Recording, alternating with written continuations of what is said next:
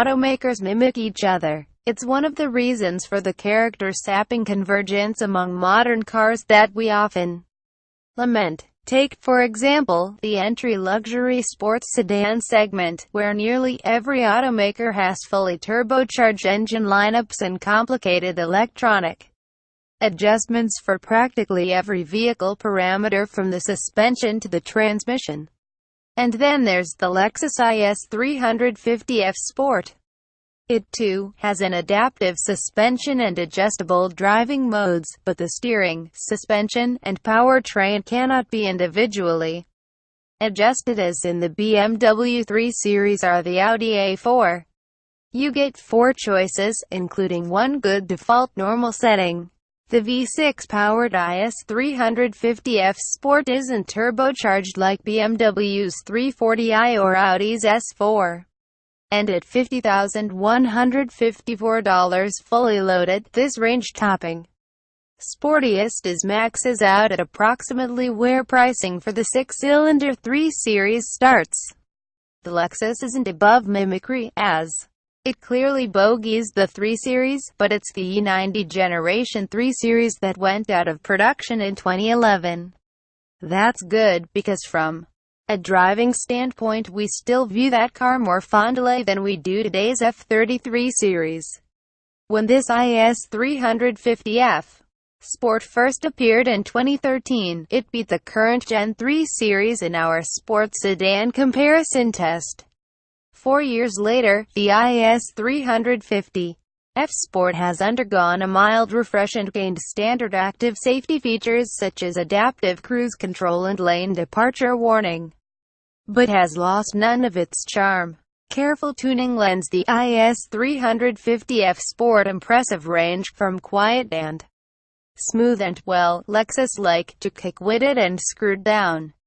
Yet it doesn't feel like different cars at each extreme. This used to be the hallmark of BMW's sedans, which could change demeanor from junior executive commuters to backroad ballerinas as the driver's mood dictated. Today, the 3 Series is bipolar, ranging from the too soft comfort driving mode to an overly stiff ride and hair-trigger throttle in Sport Plus. Not so the cohesively tuned Lexus.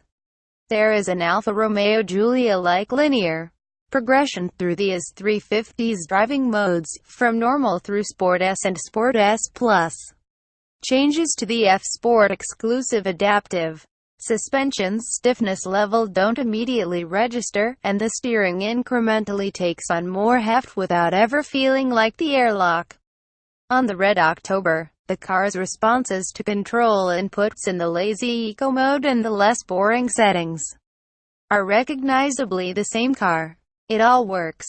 The baseline F Sport suspension tune is comfortable yet tied down, keeping body motions in check without beating up the passengers.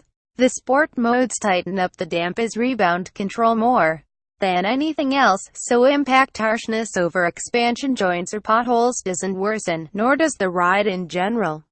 Sport S and Sport S Plus also sharpen the stick with which the engine and 8-speed automatic transmission are poked.